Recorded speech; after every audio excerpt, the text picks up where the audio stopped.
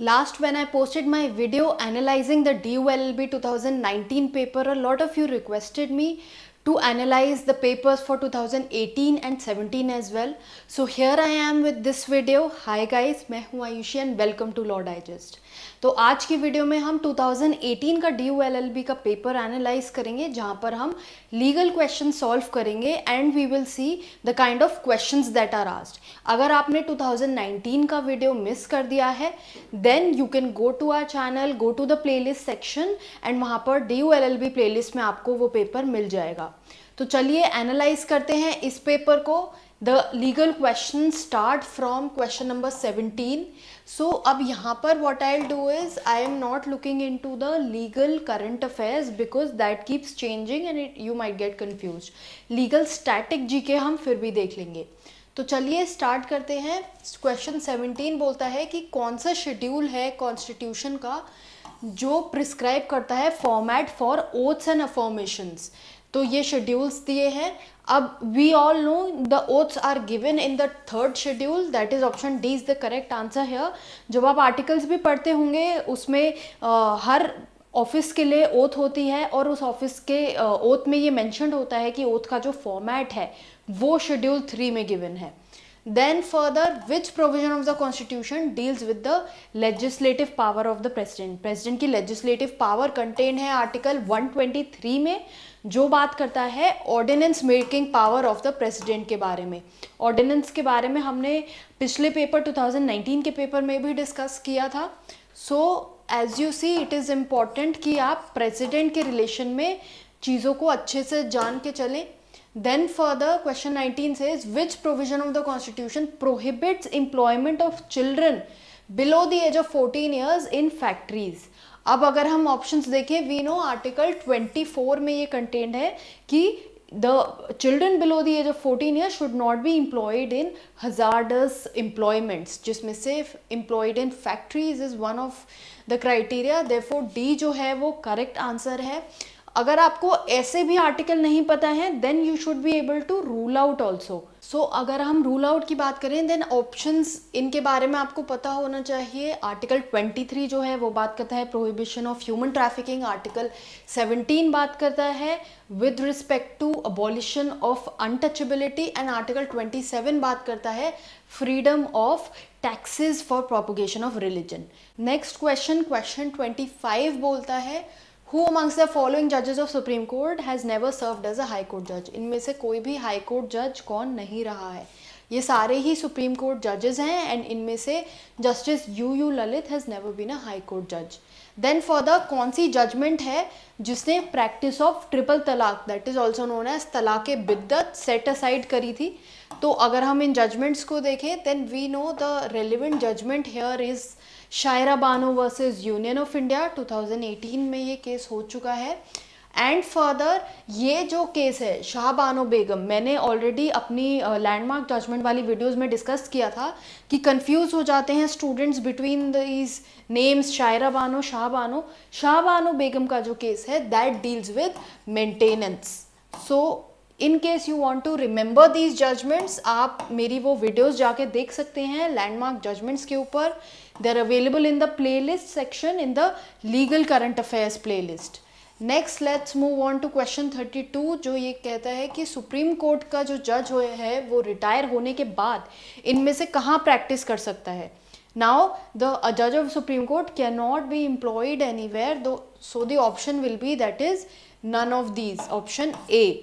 Further moving on, UN के बारे में भी क्वेश्चंस आए हैं इस पेपर में.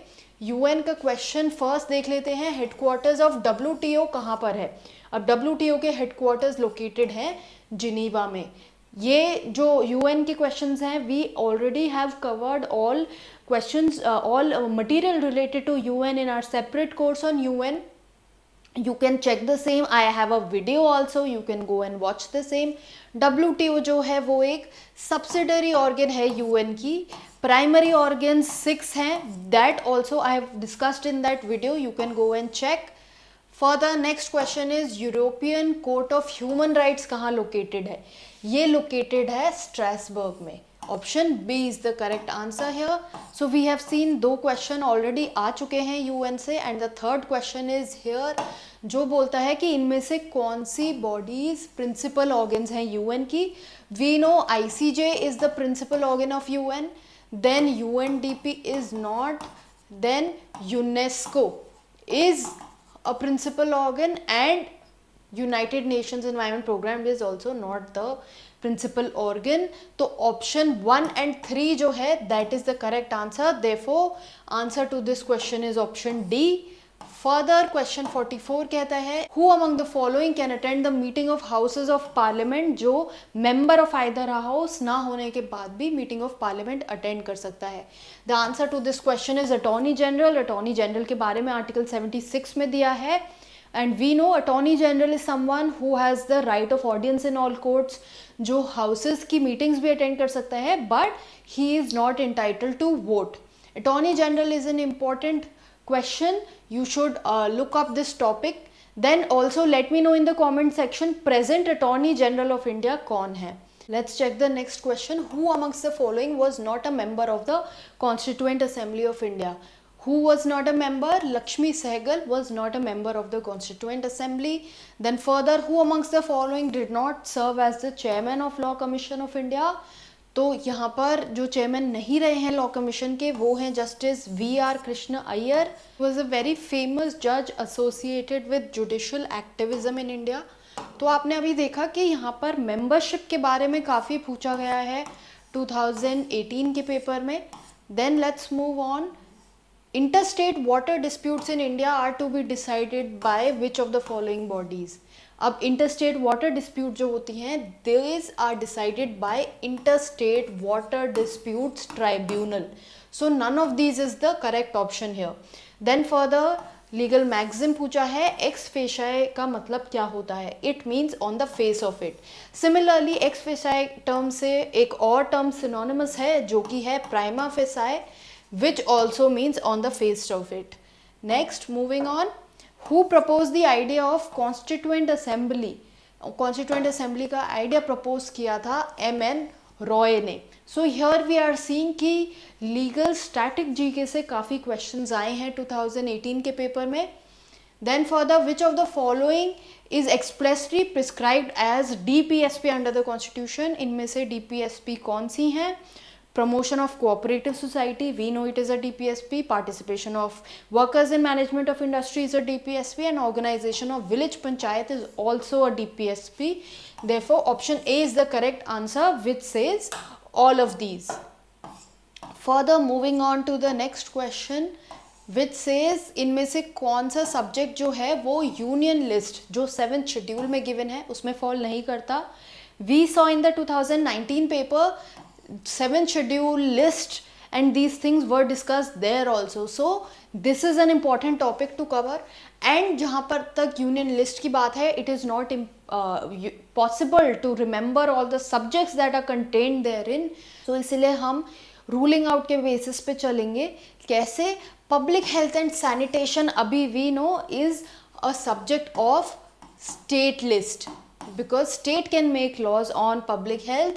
Recently there has been a proposition कि इसको concurrent list में move करा जाए. ये एक 15th फाइनेंस कमीशन के अंडर जो हाई लेवल ग्रुप है उसका recommendation है. अभी move नहीं हुआ है but it is still in the recommendation stage. So we know ये क्योंकि state list में है इसलिए option B is the correct answer here. Next is which of the following is not placed at Hague. सो एक और UN related question है. इनमें से कौन सा बॉडी जो है वो हेग पे प्लेस नहीं है. वो है international tribunal for law of the sea, because ये जर्मनी में है हैम्बर्ग में. बाकी सारे कोर्ट्स जो हैं ये सब हेग में आते हैं, दैट इज नेदरलैंड्स. फिर पूछा गया है इनमें से कौन सी फंडामेंटल ड्यूटी नहीं है under article 51A. So we saw DPSP और फंडामेंटल ड्यूटी में हमें मोस्टली ये याद करने की ज़रूरत है कि क्या क्या फंडामेंटल ड्यूटीज़ और DPSP प्रिस्क्राइब करी गई हैं. तो अगर हम ऑप्शंस को देखें, preserve the rich heritage is a fundamental duty. To safeguard public property is a fundamental duty. To respect and propagate political values is not a DPSP, is not a fundamental duty. Therefore, option C is the correct answer here. Next is which of the following statement best explains the phrase devil's advocate. ये term आपने काफ़ी सुना होगा. Devil's advocate का मतलब होता है someone who expresses contentious opinion. Contentious मतलब controversial opinion, any opinion that is likely to create a debate or it can cause a fight. So next, moving on, which of the following fundamental right is not available to a foreigner? We know जो भी fundamental rights हैं, किसी किसी fundamental right में दिया हुआ है all persons, किसी किसी fundamental right में दिया हुआ है citizens. तो जो जहाँ पे citizens की बात करी गई है वहाँ पे foreigners को exclude किया गया है, persons में foreigners included हैं. तो अगर हम ये फंडामेंटल राइट्स देखें, इनमें से freedom of speech and expression is the right जो फॉरेनर्स को अवेलेबल नहीं है. बाकी right to life and liberty under article 21, article 14, ex post law facto, article 20, ये सभी फॉरेनर्स को अवेलेबल हैं. अब कौन से फंडामेंटल राइट्स हैं जो फॉरेनर्स को अवेलेबल नहीं हैं? You should remember this. They are those under article 15, then those under article 16, 19, 29 and 30. अगर आप डिटेल में जाके इन आर्टिकल्स को देखेंगे you will get to understand कि क्या लॉजिक है, why these are not available to the foreigners. Next question सीधा आता है 87 नंबर पे, जहाँ पर हम देख सकते हैं फैक्ट प्रिंसिपल क्वेश्चन है, लीगल रीजनिंग का क्वेश्चन है. नाउ लीगल रीजनिंग पे आई हैव वीडियोस जहाँ पे मैंने ये बोला हुआ है फंडामेंटल रूल क्या है कि we will just go by the principle and we will take the facts as conclusive. तो उस प्रिंसिपल को उन फैक्ट्स पे लगाना है, बाकी कुछ भी हमें अज्यूम नहीं करना. उसी लॉजिक के साथ हम इस क्वेश्चन को देखते हैं. प्रिंसिपल 1 कहता है when a voluntary person voluntarily consents to infliction of some harm upon himself or herself he cannot complain the harm suffered and consents acts as good defence against him, then the consent may be express or implied. यानी कोई इंसान अगर voluntarily कोई harm अपने ऊपर ले रहा है through his own consent, that person cannot later on complain that I have been heard. and ये जो consent है ये express या implied दोनों फॉर्म में हो सकता है. फैक्ट्स देखते हैं. प्लेंटिव जो है वो एक स्पेक्टेटर है at Formula 1 race and despite due cares by the organizers there is a collision between two cars during the race, जिसमें से एक कार जो है वो उछल के ऑडियंस की तरफ आ जाती है, causing grave injury to one person, that is Hasan, who is paralyzed due to this injury. अब इसमें क्या ओपिनियन होगा, क्या डिसीजन होगा कोर्ट का? इसमें जो ऑप्शंस हैं वो देख लेते हैं. ऑर्गेनाइजर्स जो हैं they will be liable to compensate Hasan even though he agreed to take the risk, he did not agree to be paralysed. But ये अप्लाई नहीं होगा. प्रिंसिपल कहता है कि आप या तो एक्सप्रेस या इम्प्लाइड कंसेंट दे रहे हैं. फर्दर अगर आप ऐसा कंसेंट दे रहे हैं नोइंग कि कोई इंजरी हो सकती है, आप वॉलंटरीली दे रहे हैं, then you can not claim. Then further organisers are liable to compensate Hasan as he did not expressly consent to being gravely injured. Principle ये क्वालिफिकेशन नहीं दे रहा कि आपने ग्रेव इंजरी के लिए कंसेंट किया था या स्मॉल इंजरी के लिए कंसेंट किया था. It is just talking about injury. Organizers are liable to compensate Hasan for the harm caused to him as he did not voluntarily agree to be gravely injured. Hasan ने voluntarily ही agree करा है to watch that Formula 1 race knowing that there might be a risk.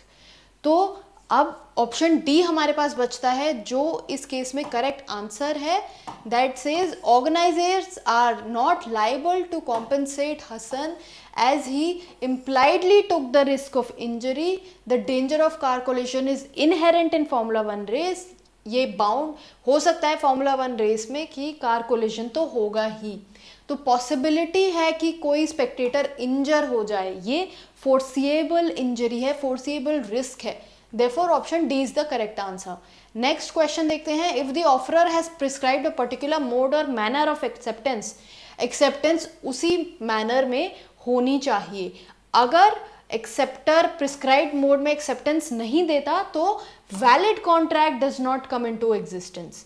अब facts क्या हैं इस question के कि Arora enterprises है, ये एक ऑफर करती है to buy desk from Bharucha and company. अब टर्म्स के अकॉर्डिंग अरोरा कंपनी ने ये स्पेसिफाई किया हुआ है कि अगर आप एक्सेप्टेंस भेजेंगे तो वो आप थ्रू ईमेल भेजना, बट ये कंपनी क्या करती है, एक्सेप्टेंस भेजती है थ्रू पोस्ट। तो अब अरोरा कंपनी क्या करती है, वो लेटर रिसीव कर लेता है, but they enter into contract with Abdullah Enterprises and then what Barucha does is it sues Aurora company for breach of contract। तो क्या ये पॉसिबल है breach of contract? यहाँ पर अगर हम by the principle चलें, we know कि Barucha and company can not sue because acceptance जो है वो बोला गया था it has to be through post and क्योंकि it has to be through email, but क्योंकि एक्सेप्टेंस यहाँ पर इनवैलिड थ्रू पोस्ट थी, इसीलिए Arora enterprises can not be sued as the acceptance was invalid. Option C is the correct answer here. Next, moving on to the next question, apply the principle. अब a contract to do an act which after the contract is made becomes impossible is void when the act becomes impossible। तो कोई contract ऐसा करना जिसमें जो act है, contract होने के बाद अगर किसी एक्ट की वजह से वो कॉन्ट्रैक्ट इम्पॉसिबल हो जाता है तो वो void बन जाता है कॉन्ट्रैक्ट। अब यहाँ पर क्या हुआ है, शीला के पास एक 2 स्टोरी बिल्डिंग थी एंड शी अग्रीड कि वो इस प्रॉपर्टी को लीज कर देगी to Harleen for a period of 1 year for a rent of 50,000 rupees पर मंथ। कॉन्ट्रैक्ट साइन हो जाता है 2015 में and it was agreed that lease period would start from May. Contract sign हुआ है अप्रैल में एंड लीज पीरियड May 5 से start हो रहा है, बट 3rd May को क्या होता है, a massive fire breaks down and the building was completely destroyed. तो अब यहाँ पर क्या हुआ है कि जो कॉन्ट्रैक्ट का सब्जेक्ट मैटर था वो डिस्ट्रॉय हो गया है, वो इम्पॉसिबल हो गया है कॉन्ट्रैक्ट परफॉर्म होना, बिकॉज अब वो रेंट पे Harleen can not use that property on rent because it has been destroyed by fire. And ये कब हुआ है, ये हुआ है जब कॉन्ट्रैक्ट होने वाला था, स्टार्ट होने वाला था उससे पहले। साइन पहले हो चुका है कॉन्ट्रैक्ट, बट इफेक्टिव डेट से पहले ये डिस्ट्रॉय हो चुका है। सो ऑप्शन ए जो है वो करेक्ट आंसर होगा, बिकॉज अभी हमने देखा इम्पॉसिबल अगर इवेंट हो जाता है तो कॉन्ट्रैक्ट जो है it becomes void and why, because the subject matter of the contract cease to exist। इसी तरह नेक्स्ट क्वेश्चन पे चलते हैं, question 90। This is again a question of principle and reasoning, जो ये कहता है unreasonable interference with a person's use और एंजॉयमेंट ऑफ लैंड जो है दैट अमाउंट्स टू न्यूसेंस।